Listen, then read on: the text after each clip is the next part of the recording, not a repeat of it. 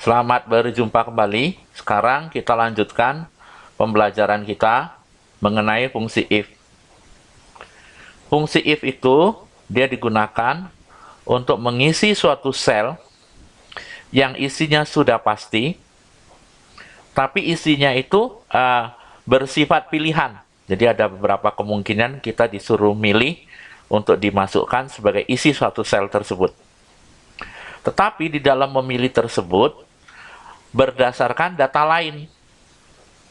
Jadi if digunakan untuk mengisi suatu sel atau suatu kolom yang isinya sudah pasti, tapi harus milih data yang mana yang akan dimasukkan. Di dalam pemilihan tersebut tidak sembarangan, tapi berdasarkan data lain. Ya, contoh, bagian ini isinya sudah pasti.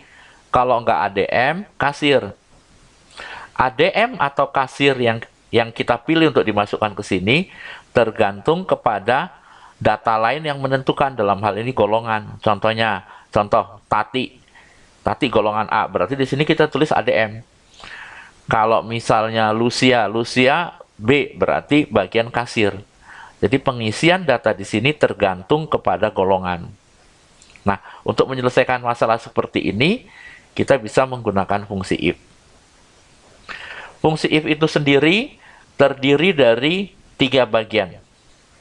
Bagian pertama adalah tempat kita menuliskan kondisi penentu.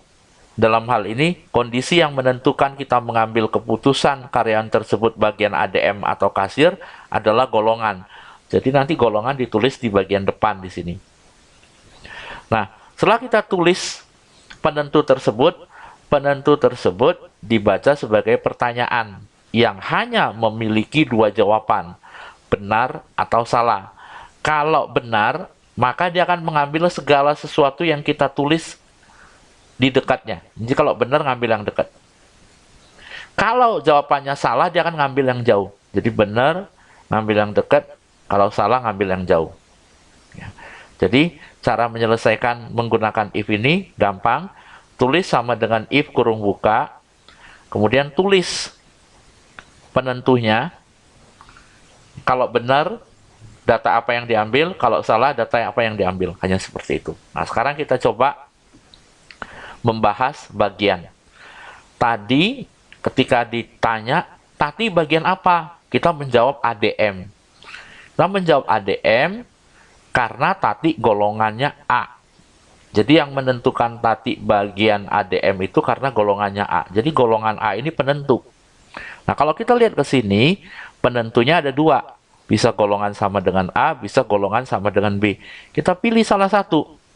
Misalnya saya pilih yang atas.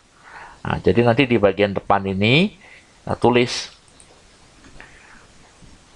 golongan sama dengan kutip A kutip. Tuh, ini penentunya nih. Ya, tuh. Nah, kemudian ini dibaca sebagai pertanyaan. Kalau benar, ngambil yang dekat. Kalau salah, ngambil yang jauh. Apakah golongannya A? Ya, benar. Kalau benar, dia ngambil yang dekat. Kalau benar golongan A, bagiannya apa? Kita lihat ke sini. Kalau benar golongan A, oh bagian ADM. Berarti di yang dekat ini kita tulis ADM.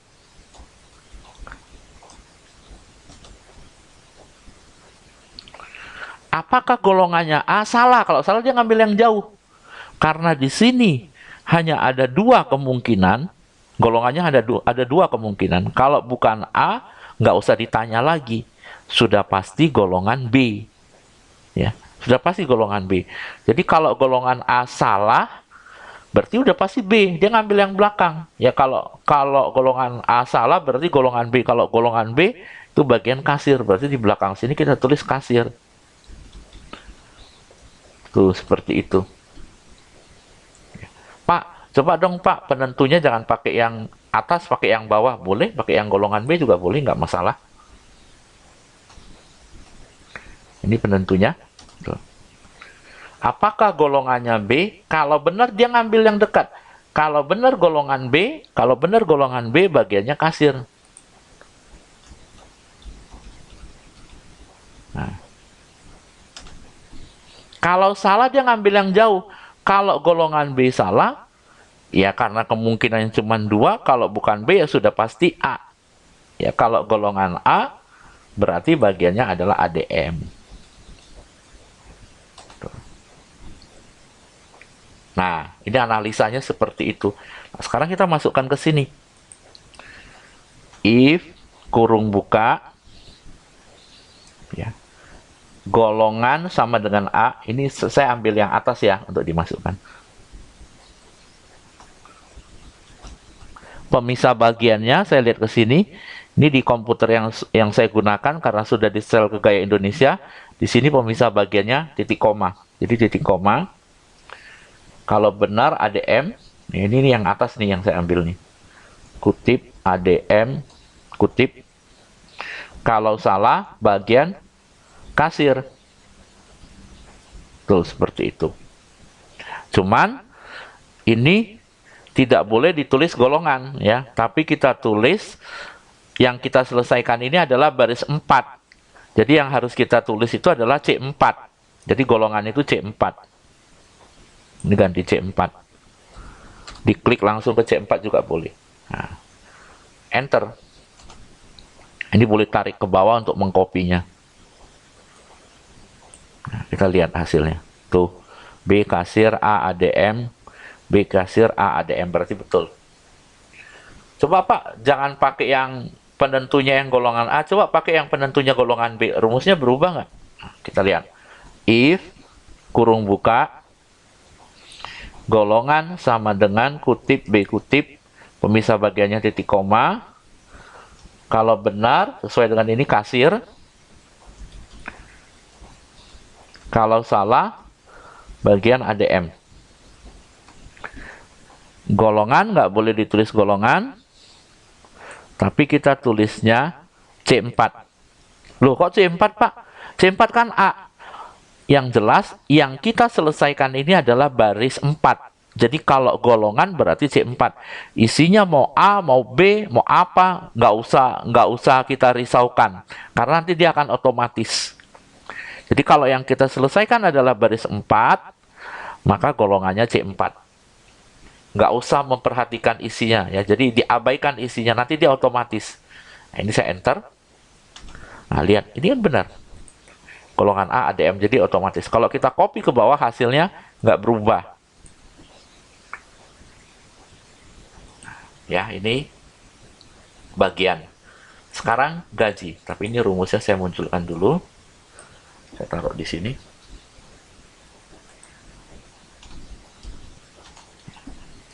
Sekarang gaji. Kalau tadi pilihan isiannya ADM dengan kasir. Kalau sekarang pilihan isiannya adalah hadir kali 100.000 dengan hadir kali 150.000. Kalau tadi kondisi penentunya adalah golongan. Golongan A atau golongan B. Ini penentunya. Kalau sekarang penentunya atau kondisi yang menentukannya hadir lebih kecil dari 25 atau hadir lebih besar sama dengan 25. Nah, jadi penyelesaiannya menjadi sebagai berikut. Ya. Sama dengan if kurung buka. Kita mau pakai penentu yang mana? Yang atas atau yang bawah? Misalnya saya pakai yang atas. Hadir lebih kecil 25. Hadir berarti D4. D4 lebih kecil 25. Sesuai dengan ini. Ya, D4 lebih kecil 25. Kalau benar lebih kecil dari 25, rumus untuk menghitung gajinya apa? Hadir kali 100.000. Hadir berarti D4. D4 kali itu bintang. Kali 100.000. Ya, jadi ini sesuai dengan ini. Apakah lebih kecil dari lebih kecil dari 25? Ya, benar. Kalau benar, ya berarti ini. Tapi kalau salah, ya kalau benar kan ngambil yang dekat, kalau salah ngambil yang jauh, yang belakang. Kalau lebih kecil dari 25 salah, nggak usah ditanya lagi. Sudah pasti lebih besar sama dengan 25. Jadi kita langsung tulis kemungkinannya, keputusan yang akan diambil dalam hal ini kalau lebih besar sama dengan 25, keputusan keputusan yang diambil untuk menghitung gaji, rumusnya adalah hadir kali 150.000. Jadi D4 kali 150.000. Nah, kurung tutup. Ini enter. Tuh, dapat. Copy ke bawah. Nah, seperti itu. Ya. Pak, coba pakai yang kunci yang di bawah ini. Boleh. Saya pindahkan dulu.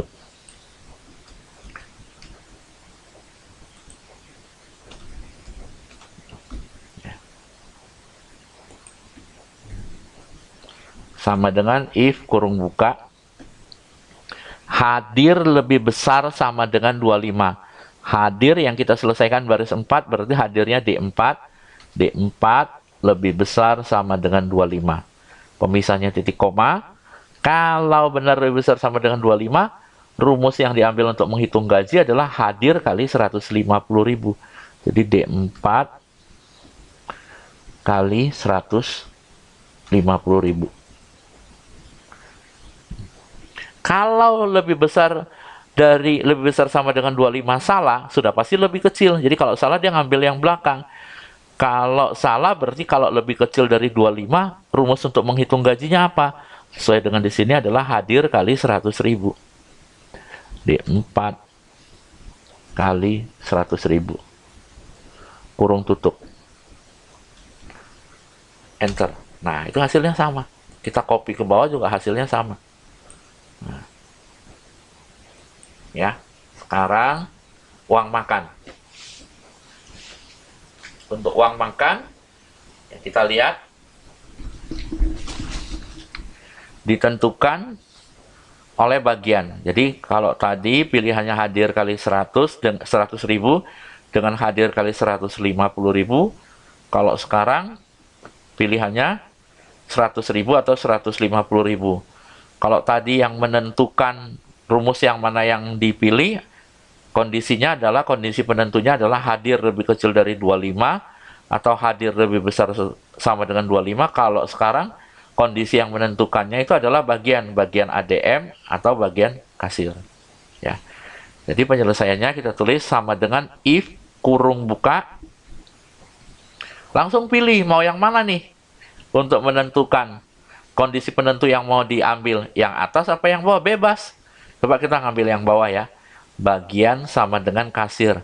Bagian yang kita selesaikan baris 4, berarti bagiannya adalah E4. Pak, E4 bukan kasir, Pak. Nggak usah dipikirkan, nanti dia otomatis. Pokoknya yang kita selesaikan baris 4, maka bagian itu E4. E4 sama dengan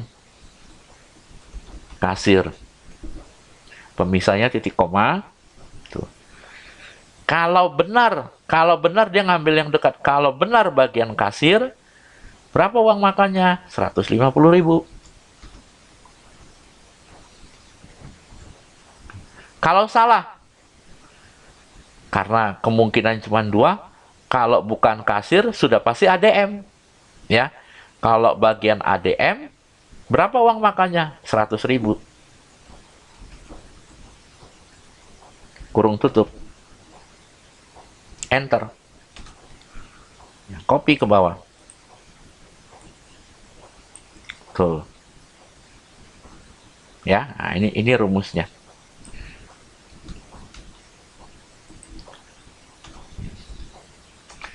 Tapi saya ingin kasih penjelasan tambahan. Lihat, kasir ini teks. Apa ya kalau orang menyebutnya dengan gampang itu menyebutnya huruf. Kalau huruf itu ditulisnya pakai kutip, teks itu pakai kutip. Ini buktinya enggak. Kalau sel pengecualian, sel dengan rumus itu walaupun mengandung huruf dia pengecualian nggak pakai kutip. Ya, sel dengan huruf, dengan rumus. Ya, kalau angka nggak boleh pakai kutip. Kalau angka ini kita pakai kutip, kalau kita enter dia mau masuk. Tapi awas, angka itu bukan angka lagi. Biasanya orang mengistilahkannya fisiknya angka, tapi dia sudah kehilangan sifat angka, atau biasa dikenal dengan istilah kode. Nah, saya enter, tuh dia mau masuk, Tapi lihat, dia rata kiri. Jadi ini fisiknya angka, tapi sifat angkanya sudah hilang. Atau ini sama dengan kode, ya. Apa sih sifat angka? Sifat angka itu bisa ditambah, dikurang, dikali, dibagi, dipangkatkan, itu hilang. Ini buktinya. Saya total ke bawah dengan fungsi sum. Ya. Oke, blok aja. Nih. Kurung tutup, enter. Tuh, dia 0 hasilnya. Ya. Coba kutipnya saya buang. Saya betulkan.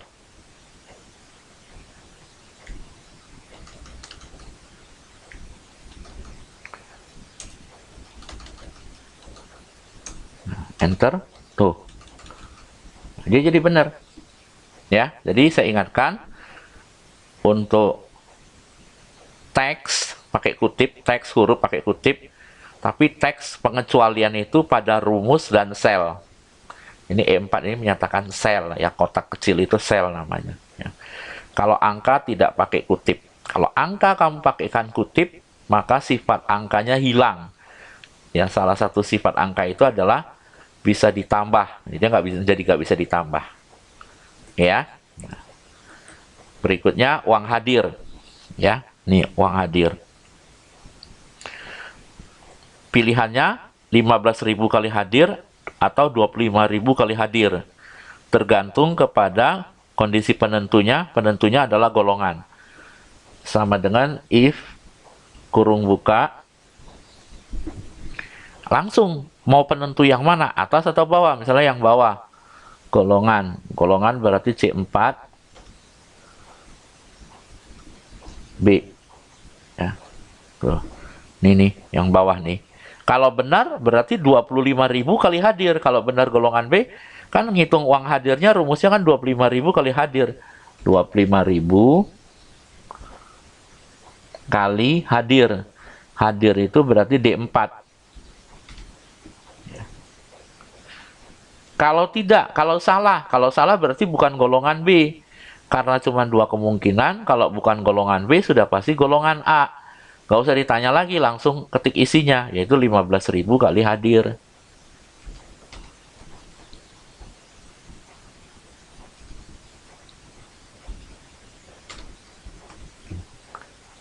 Ya, nah. Jadi ini rumusnya. Ini kita enter, lalu kita copy ke bawah. Ya. Kemudian tunjangan. Nah, tunjangan pilihannya 10% kali gaji dengan 20% kali gaji.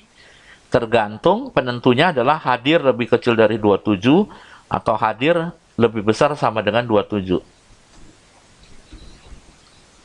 If, misalnya pakai kunci yang atas, hadir lebih kecil dari 27, hadir berarti D4, D4 lebih kecil 27, maka rumus yang digunakan untuk menghitung tunjangan kalau benar adalah 10% kali gaji. Gaji itu F4. Kalau tidak, berarti sudah otomatis kalau lebih kecil dari 27 salah, sudah pasti lebih besar sama dengan 27. Jadi langsung isinya, yaitu 20% kali gaji.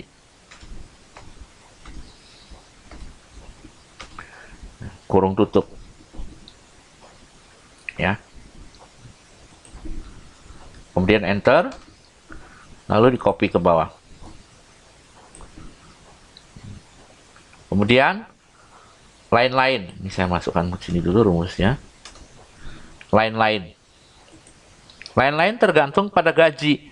Kalau gajinya di bawah 3 juta, mendapat lain-lain sebesar 150.000. Tapi kalau gajinya lebih besar sama dengan 3 juta, maka tidak dapat atau 0. If, kemudian langsung mau ngambil penentu yang mana, bebas. Mau yang atas kayak yang bawah boleh. Silahkan ngambil yang bawah. Gaji lebih besar sama dengan 3 juta. Gaji berarti F4. F4 lebih besar sama dengan 3 juta. Kalau benar lebih besar sama dengan 3 juta, kalau benar, maka lain-lainnya adalah 0, jadi 0. Kalau tidak, lebih besar dari 3 juta salah atau tidak, maka sudah pasti dia lebih kecil. Jadi kalau lebih kecil dari 3 juta, maka dia mendapat lain-lain sebesar 150.000. Kurung tutup. Enter. Nah, ini copy ke bawah. Ya. Copy ke bawah.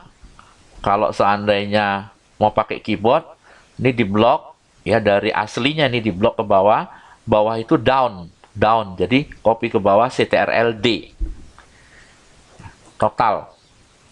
Total adalah uang yang diterima oleh Tati, yaitu gaji tambah uang makan, tambah uang hadir, tambah tunjangan, tambah lain-lain. Jadi kita pakai sum. Totalnya angka yang terletak di sel F4, di blok juga boleh sebenarnya, sampai dengan J4. Kurung tutup. Totalnya angka yang terletak di daerah F4 sampai dengan J4. Titik 2 ini dibaca sampai dengan enter. Copy ke bawah.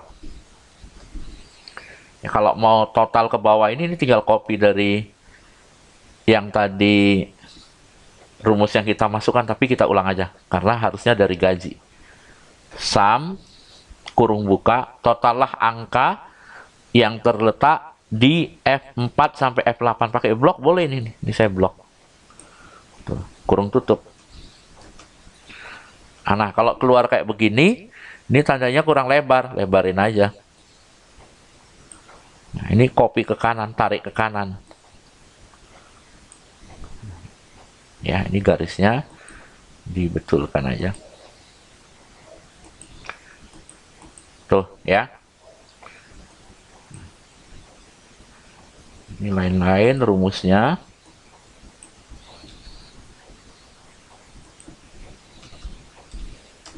Kemudian total.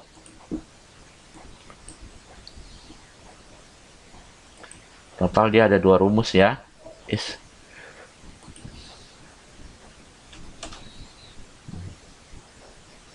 Ini total ke samping.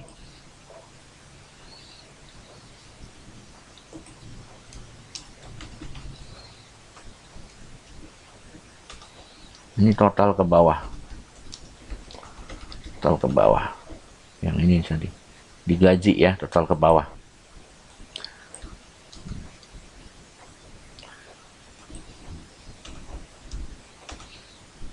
Oke. Jadi kita hanya fokus membahas if-nya. Untuk memerapikan pemisah ribuan dan yang lainnya saya nggak bahas. Ya. Pokoknya if-nya. Jadi ini bisa kita lihat. Ini hasil rumus-rumus yang tadi kita masukkan ke sini. Ya, demikian tadi mengenai penggunaan fungsi if untuk menyelesaikan permasalahan di soal 1 ini. Ya, kalau mau penyimpanan, mau disimpan boleh, nggak disimpan nggak apa-apa. Yang penting sudah memahami penggunaan if.